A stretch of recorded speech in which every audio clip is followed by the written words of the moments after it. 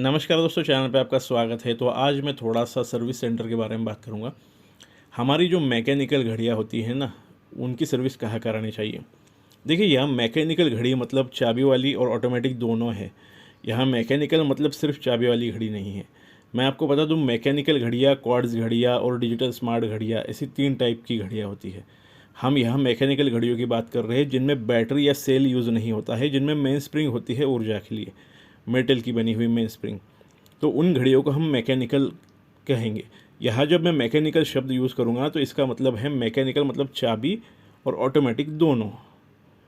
तो ये आपकी मैंने गलतफ़हमी जो है वो दूर कर दी, क्योंकि कुछ लोगों को लगता है मैकेनिकल मतलब चाबी वाली घड़ियाँ और ऑटोमेटिक घड़ियाँ जो है वो मैकेनिकल नहीं होती, ऐसा नहीं है। चाबी वाली और ऑटोमेटिक दोनों मैकेनिकल घड़ियाँ होती हैं। तो देखिए, आप लोग जो सवाल पूछते हो ना, सर मैकेनिकल घड़ियों की सर्विस कहाँ कराएँ, ये ज़्यादातर वो लोग पूछते हैं जिन्हें अचानक अपने घर में कोई अपने दादाजी की या पिताजी की पुरानी घड़ी मिली होगी। तो वो लोग ये सवाल आमतौर पे पूछते हैं। दूसरे टाइप के वो लोग हैं जो ऑनलाइन अभी कुछ समय पहले एचएमटी की घड़ियाँ खरीद चुके हैं और उन्हें अपने आसपास सर्विस सेंटर नहीं मिल रहा है, क्योंकि जब भी वो ऑथराइज सर्विस सेंटर ढूंढने की कोशिश करते हैं तो वो बेंगलोर में एड्रेस दिखता है उन्हें। तो इस वजह से थोड़ा कन्फ्यूजन हो रहा है, तो मैं क्लियर कर दूंगा। देखिए, अभी कल ही एक भाई का कमेंट आया था कि सर मेरे पास 4-5 एचएमटी की घड़ियाँ है और मेरी घड़ियों की कोई भी सर्विस करने के लिए तैयार नहीं है। अब मैंने सोचा ये कैसे हो सकता है, तो मैंने उन्हें पूछा भी कि आप थोड़ा डिटेल बताइए कि आपकी घड़ी की सर्विस करने के लिए कोई तैयार क्यों नहीं है। उनका कोई जवाब तो आया नहीं है, तो मैं ये सोच के चल रहा हूँ कि शायद वो गलती से क्वार्ट्ज़ घड़ी के सर्विस सेंटर में चले गए होंगे, जहाँ उनकी घड़ियों को सर्विस करने से इनकार कर दिया गया होगा। क्वार्ट्ज़ सर्विस सेंटर में मैकेनिकल घड़ियों की सर्विस होती ही है, ऐसा नहीं है। कुछ क्वार्ट्ज़ सर्विस सेंटर जो है वो मैकेनिकल घड़ियों के एक्सपर्ट वॉचमेकर भी अपने पास रखते हैं, तो सर्विस हो जाती है। लेकिन ज़्यादातर जो है सिर्फ क्वार्ट्ज़ घड़ियों की सर्विस करते हैं सर्विस सेंटर जो होते हैं वो। तो इस वजह से आपको वहाँ मैकेनिकल घड़ियों की सर्विस करा के नहीं मिलती हैं। और दूसरा एक कारण कहूँगा, क्वार्ट्ज़ सर्विस सेंटर में आप मत जाइए, क्योंकि वहाँ फिर वो आपसे घड़ी लेते हैं। कई बार वो एक्सपर्ट वॉचमेकर पास जाते हैं मैकेनिकल घड़ियों के, वहाँ सर्विस करा लेते हैं।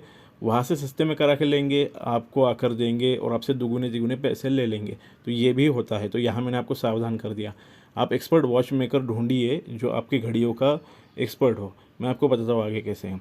देखिए, पहले क्या होता था कि जो एचएमटी के शोरूम हर शहर में थे, तो उन शोरूम से जुड़े हुए जो सर्विस सेंटर थे वो आसपास बगल में ही होते थे। कई बार वो पीछे की गली में ही होते थे या बगल में ही होते थे, तो ढूंढने में प्रॉब्लम नहीं होती थी। क्योंकि आप सिर्फ घड़ियाँ बेच नहीं सकते, मतलब एचएमटी सिर्फ घड़ी बेच नहीं सकता था, उन्हें सर्विस सेंटर भी उपलब्ध कराना ज़रूरी था।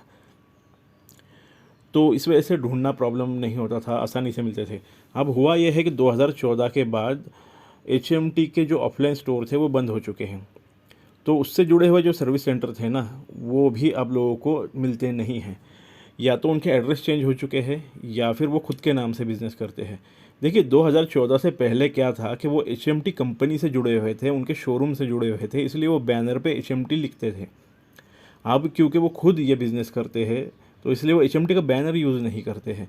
वो खुद के नाम से बिज़नेस चलाते हैं, खुद के नाम से वॉच कंपनी लिखते हैं, सर्विस सेंटर लिखते हैं। तो इसलिए लोगों को कन्फ्यूजन होता है। ऐसा नहीं कि वो सारे वॉचमेकर जो है 2014 के बाद गायब हो गए, नहीं गायब हुए। वो आज भी काम करते हैं और बहुत अच्छी तरीके से काम करते हैं, बस आपको ढूँढना पड़ता है।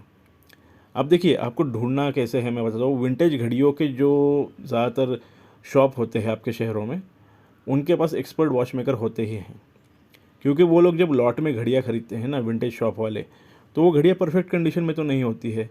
उन्हें सर्विस कराना पड़ता है, कुछ घड़ियों को रिस्टोर कराना पड़ता है, इसलिए उनके पास वॉच मेकर होते हैं। कई बार उनके पास वॉच मेकर्स की टीम होती है, 4-4 5-5 की। तो आप विंटेज वॉच के शॉप में जाइए, उनसे पूछिए कि मैं एचएमटी की सर्विस कराना चाहता हूँ या फिर अपने रिको की, ओमेक्स की, जो भी आपकी विंटेज घड़ी है उसकी सर्विस कराना चाहता हूँ और चार्जेस क्या होंगे आप पूछ लीजिए, तो वो आपको बता देंगे। दूसरा एक तरीका मैं आपको सिंपल बताता हूँ। बुज़ुर्ग लोग जो आपके आसपास मैकेनिकल घड़ियाँ यूज़ करते हैं, अक्सर एचएमटी की घड़ियाँ उनके हाथ में होती है, तो उनसे आप पूछ सकते हैं कि आप इसकी सर्विस कहाँ कराते हो। कई बार वो लोग खुद आपके साथ चल के अपने वॉचमेकर से आपकी मुलाकात करा के दे देंगे। तो ये बहुत आसान तरीका है, बुज़ुर्गों से पूछिए। मैंने कई बार बुज़ुर्गों से पूछ के ही एक्सपर्ट वॉचमेकर जो है मिलाए हैं। तो एक सिंपल तरीका है ये। अगर आपको ऑनलाइन ही ढूँढना है, मान लीजिए एचएमटी की घड़ी है आपकी, आपको ऑनलाइन सर्विस सेंटर ढूँढना है, तो citizen watch service centre near में ढूँढिए। देखिए, सिटीज़न के साथ एचएमटी ने कोलैब किया था। 1961 में चाबी वाली घड़ियों की डिज़ाइन सिटीज़न से ली गई थी। 1973 में ऑटोमेटिक घड़ियों की डिज़ाइन ली गई थी। तो सिटीज़न की डिज़ाइन ली गई है, इंडिया में मैन्युफैक्चरिंग हुआ है, तो इसलिए जो सिटीज़न के सर्विस सेंटर है ना इंडिया में, वहाँ आपके HMT की चाबी वाली भी और ऑटोमेटिक भी दोनों की सर्विस हो जाती है, आराम से होती है, बिना किसी प्रॉब्लम के। स्पेयर पार्ट्स भी मिलते हैं उनके पास, तो कोई प्रॉब्लम नहीं आता है। दूसरा एक सवाल जो लोग पूछते हैं, सर क्या HMT के स्पेयर पार्ट्स मिल जाते हैं? तो भाई हाँ, HMT के घड़ियों के स्पेयर पार्ट्स मिलते हैं, कोई भी प्रॉब्लम नहीं आता है। कंपनी अभी भी प्रोडक्शन करती है और स्पेयर पार्ट्स ढूंढना बिल्कुल भी बहुत ज़्यादा झंझट का नहीं होता है। हाँ, रिको के साथ हो सकता है, क्योंकि रिको जो है बहुत पहले ही बंद हो चुकी है, तो इसलिए डोनर वॉच में से पार्ट्स मिलाने पड़ते हैं। इसलिए भी आपको कहूँगा कि एक्सपर्ट वॉच मेकर ढूंढिए जो डोनर वॉच में से भी पार्ट्स आपके लिए अवेलेबल कर सकता है। कई बार क्या होता है, लोग पूछते हैं सर विंटेज घड़ी मुझे रिस्टोर करानी है, और मैं जब वॉच मेकर पास गया तो वॉच मेकर ने मुझे चार्जेस बताए। तो इसका कारण ये होता है कि कई बार पार्ट्स जो है डोनर वॉच में से ढूंढने पड़ते हैं। आपकी घड़ी प्रोडक्शन में नहीं है, बहुत सालों पहले बंद हो चुकी है, तो ऐसे घड़ी के पार्ट जो है डोनर वॉच में से ढूंढने पड़ते हैं, इसलिए उसके चार्जेस बढ़ जाते हैं। कई बार लोग डायल के बारे में पूछते हैं, सर मेरे घड़ी के डायल के बारे में जब मैं वॉच मेकर पास गया और रीप्रिंटेड डायल के बारे में मैंने उसे पूछा, तो उसने कहा नहीं, हम ओरिजिनल डायल जो है ढूंढेंगे डोनर वॉच में से, वो फिट कराएंगे। तो इसका क्या कारण है, मैंने आपको पहले भी बहुत बार क्लियर किया है। देखिए, वॉच मेकर जो है वो आपका फ़ायदा देखता है। आप आपके घड़ी में अगर रीप्रिंटेड डायल लगाते हो तो उसकी विंटेज वैल्यू ज़ीरो हो जाती है, उसकी कोई विंटेज वैल्यू नहीं रहेगी, उसकी केस और मूवमेंट की ही वैल्यू रहेगी। जो घड़ी की एक्चुअल वैल्यू है वो ख़त्म हो जाती है, तो आप वो सिर्फ मूवमेंट और केस के लिए ही पहचानी जाएगी।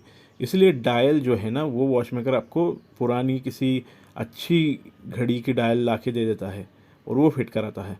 वो ओरिजिनल डायल होती है, कंपनी का ही प्रिंटिंग होता है, कंपनी के आंकड़े बहुत अच्छी तरीके से शार्प होते हैं। आपने देखा होगा कंपनी का प्रिंटिंग किस लेवल का होता है, पेंट बहुत अच्छे तरीके का होता है, वो लंबा टिकता है। और आपकी डायल ओरिजिनल है, केस ओरिजिनल है, मूवमेंट ओरिजिनल है, तो आपकी घड़ी भी ओरिजिनल ही मानी जाएगी ना। इसीलिए वो आपको कहते हैं कि रीप्रिंटेड डायल नहीं यूज़ करनी चाहिए। देखिए, ये भी एक सवाल आता है कि सर क्या बड़े प्रतिष्ठित सर्विस सेंटर में ही सर्विस कराना सही है? तो ऐसा नहीं है। बड़े प्रतिष्ठित सर्विस सेंटर में जब आप सर्विस कराते हो घड़ियों की, तो एक फ़ायदा ये होता है कि उनके पास बहुत सारी मशीनें होती है, इक्विपमेंट होते हैं, जिसकी वजह से काम करने में आसानी होती है। जैसे बड़ी बड़ी चीज़ें उनके पास होती है, टाइम ग्राफर होता है मल्टी फंक्शन, माइक्रोस्कोप होता है, बड़ी स्क्रीन होती है जिससे वो माइक्रोस्कोप से जो देख रहे हैं उसे जूम करके आसानी से देख पाए बड़ी स्क्रीन के ऊपर। बहुत सारी चीज़ें होती हैं। तो ये सब चीज़ें जो है ना, आपकी घड़ी के सर्विस को करते वक्त आसान कर देती है वॉच मेकर के लिए ये काम। अब ये भी एक गलतफ़हमी है कि भाई ये अगर चीज़ें नहीं होंगी तो घड़ी का जो काम है वो परफेक्ट नहीं होगा। तो ऐसा नहीं, ये मशीनें आपका सिर्फ काम आसान करती है, जो सर्विस करने वाला वॉच मेकर है उसका। ये गलतफ़हमी है कि भाई ये मशीनें नहीं होंगी तो काम नहीं होगा। जैसे टाइम ग्राफर नहीं था तब भी लोग घड़ियों को रेगुलेट करते थे। मैंने एक स्पेशल वीडियो बनाया है कि घड़ी को रेगुलेट कैसे करें, आप वो देख सकते हैं। उसमें मैंने पारंपरिक तरीका दिखाया कि घड़ी को कैसे रेगुलेट करना पड़ता है। समय लगता है, 2 दिन 4 दिन 5 दिन आपको पूरी तरह से परखना पड़ता है, तब जाके आपको ये पता चलता है। टाइम ग्राफर से क्या होता है कि सेकंड सेकंड का हिसाब आप रख सकते हो और आपको रेगुलेट करने में आसानी होती है, बस यही फ़र्क है। मशीनें सुविधा के लिए, मशीन के बिना परफेक्ट काम ही नहीं हो सकता, ये गलतफ़हमी है, ये दूर कर दीजिए। आपको चार्जेस भी वैसे देने पड़ते हैं ना बड़े सर्विस सेंटर में। तो ये इंडिविजुअल वॉच मेकर जो होते हैं ना, ये बहुत एक्सपर्ट होते हैं, ये बहुत अच्छे होते हैं। आपको परखना पड़ेगा थोड़ा सा कि भाई वो काम किस तरीके का करता है। तो चाबी वाली घड़ी को पहले डाल के देखिए वो काम किस तरीके से करता है, क्या करता है। जैसे मेरे HMT की घड़ी जो है चाबी वाली, वो मैं एक ही बंदे पास डालता हूँ। वो बंदा जो है ना, वो इतना अनुभवी है कि वो एक बार में ही इस हद तक परफेक्ट रेगुलेट करता है घड़ी को सर्विस करने के बाद कि मुझे फिर से उसे कभी रेगुलेट नहीं करना पड़ता। तो ये एक बहुत बड़ी बात है। उसी तरीके से रिको के लिए मेरे पास एक एक्सपर्ट वॉच मेकर है जो रिको का काम इतना अच्छा करते हैं कि मुझे बिल्कुल भी ना एक्यूरेसी में एरर आता है, ना उसके साथ कोई प्रॉब्लम आता है। वो घड़ी जो है परफेक्ट चलती है और वो बहुत फ्री चलती है। ज़्यादातर दूसरे लोगों की रिको विंटेज घड़ियाँ फ्री नहीं चलती, लेकिन मेरी बहुत चलती है। इसका कारण है कि मैंने एक्सपर्ट ढूंढा है। तो ऐसे एक्सपर्ट आपको ढूंढने पड़ते हैं। और ये जो मैंने आपको गलतफ़हमी दूर करके दे दी कि भाई बड़े प्रतिष्ठित सर्विस सेंटर में ही बहुत अच्छा काम होगा, तो ऐसा नहीं है। ये जो रिको के एक्सपर्ट है इनकी भी छोटी सी दुकान है, जो HMT के एक्सपर्ट है उनकी भी छोटी सी दुकान है। तो ऐसे मैं एक्सपर्ट ढूंढता हूँ। तो अगर आपकी विंटेज घड़ी है तो आपको ऐसे एक्सपर्ट ढूंढने पड़ेंगे। ये लोगों के चार्जेस रीज़नेबल होते हैं, ये काम अच्छा करते हैं, बस ये समय लेते हैं कि इनके पास मशीनें नहीं होती। इनको समय ज़्यादा लगता है, 15 दिन, 20 दिन, 25 दिन, क्योंकि इनका लोड बहुत होता है काम का, और ये खुद काम करते हैं और मशीनें नहीं होती है तो ये खुद ही ऑब्ज़र्व करके टाइम को रेगुलेट करते हैं। आप वो वीडियो देखिए मेरे जाके, मैकेनिकल घड़ियों को कैसे एक्यूरेट करना चाहिए, कैसे रेगुलेट करना चाहिए, आपको बहुत सारी जानकारी मिल जाएगी। और उम्मीद है आज का वीडियो आपको पसंद आया होगा। अगर वीडियो पसंद आता है तो लाइक ज़रूर करें, नए हैं तो सब्सक्राइब करें, और प्लेलिस्ट है जानकारी वाली वीडियो नाम की, वो ज़रूर देखिए, और वीडियो शेयर कीजिए दूसरे लोगों के साथ ताकि उनको भी ये वीडियो देखने से जानकारी मिले। Thank you.